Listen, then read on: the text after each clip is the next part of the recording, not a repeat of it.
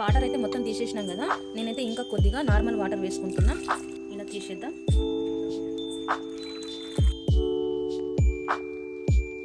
చూడండి ఫ్రెండ్, మన ఇంట్లో చేసుకున్న ప్యూర్ నెయ్యి ఎంత సూపర్గా వచ్చిందో మీరు కూడా ట్రై చేసి చూడండి.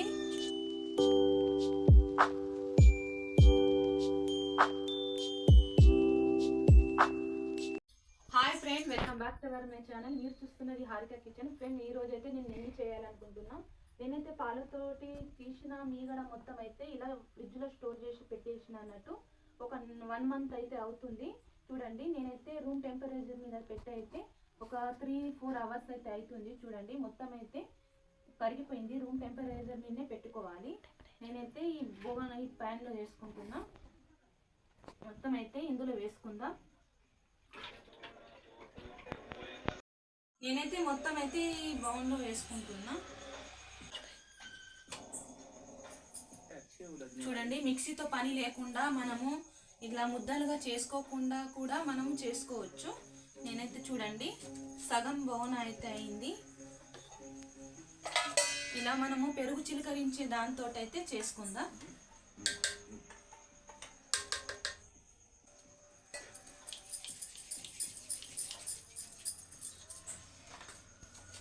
ఇలా దీంతో ఇలా చేసుకోవాలి, కలుపుతూ ఉండాలి. ఇలా మొత్తం మీగడ మొత్తము మనకు వెన్నపూస వచ్చిందాకా ఇలా కలుపుకోవాలి. చూడండి, వాటర్ మొత్తం కింద సపరేట్ అయిపోతుంది, మీగడ మీద వస్తుంది. చూడండి, ఇలా మొత్తం కలుపుకోవాలి వచ్చిందాకా.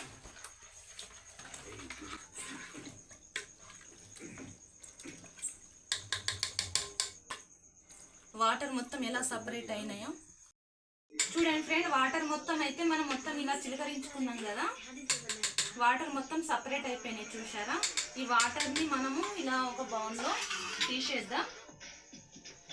నాకైతే యూస్ఫుల్ కావు ఈ వాటర్ మొత్తం అయితే ఇలా తీసేద్దాం. ఫ్రెండ్ చూడండి, ఇందులోంచి వాటర్ అయితే మొత్తం తీసేసినాం కదా, నేనైతే ఇంకా కొద్దిగా నార్మల్ వాటర్ వేసుకుంటున్నా. కొంతమంది అయితే ఐస్ క్యూబ్ వేసుకుంటారు, ఇంకా ఐస్ వాటర్ వేస్తారు. నేనైతే వేయలేదు, నార్మల్ వాటరే వేసి ఈ వాటర్ కూడా మొత్తం తీసేద్దాం. చూసారా, మీగడ మొత్తం అయితే ఇలా సపరేట్ అవుతుంది ఫ్రెండ్స్. చూడండి, వాటర్ మొత్తం అయితే ఇలా తీసేద్దాం.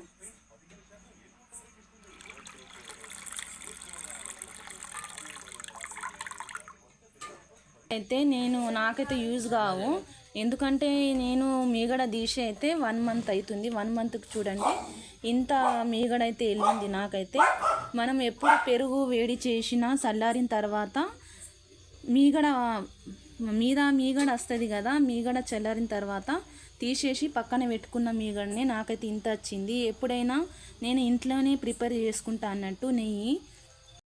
చూడండి ఫ్రెండ్, నేనైతే స్టవ్ వెలిగించేసిన. ఇదే మీగడ మొత్తం, ఇదే ప్యాన్ ఏమో బొగన ఇలా పెట్టేద్దాం స్టవ్ మీద. చూడండి,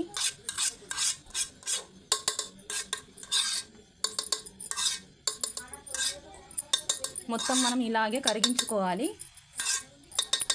మన మిక్సీతో పని లేకుండా, మన చేతితో పని లేకుండా. చూసారా, నా చేతికైతే అస్సలు ఏమంటలేదు. చూడండి ఫ్రెండ్, అస్సలు ఎంత కూడా మన చేతికి అంటకుండా. ఏంటంటే కొద్దిగా మనకు ఇలా తోమేటి వాసనలు పడతాయి అన్నట్టు, కానీ ఏం టెన్షన్ లేదు, మనం ఎప్పుడైనా ఇలా చేసుకోవచ్చు.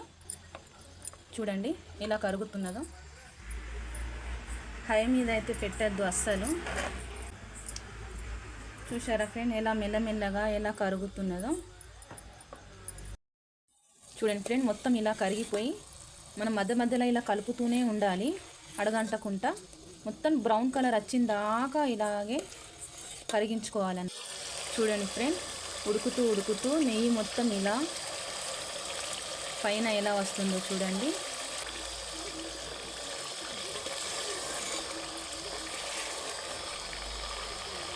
ఇలా మొత్తం అడుక్కు కూసుంటుంది అన్నట్టు. అడుక్కు కూర్చొని బ్రౌన్ కలర్ వచ్చిందాకా చూడండి. నెయ్యి మొత్తం ప్యూర్ నెయ్యి పైన తేలుతుంది. ఇలాగా చూడండి.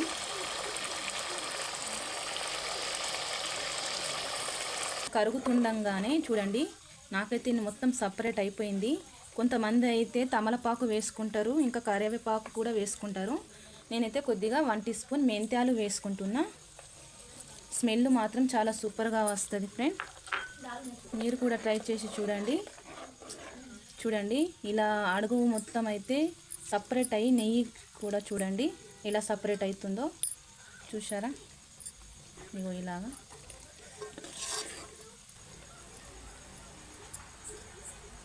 చూడండి, నెయ్యి అయితే కంప్లీట్ అయింది. స్టవ్ ఆఫ్ చేసేద్దాం.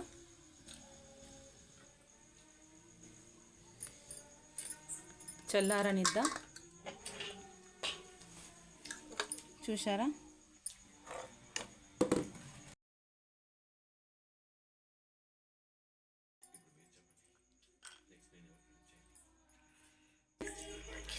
ప్యూర్ నెయ్యి ఎంత సూపర్గా వెళ్ళిందో మన హోమ్ మేడ్ రెసిపీ.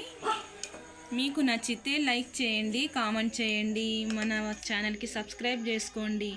మరిన్ని రెసిపీస్ గురించి కామెంట్ బాక్స్లో కామెంట్ చేయండి. ఫస్ట్ ఆఫ్ ఆల్ అయితే ఒక లైక్ ఇవ్వండి ఫ్రెండ్.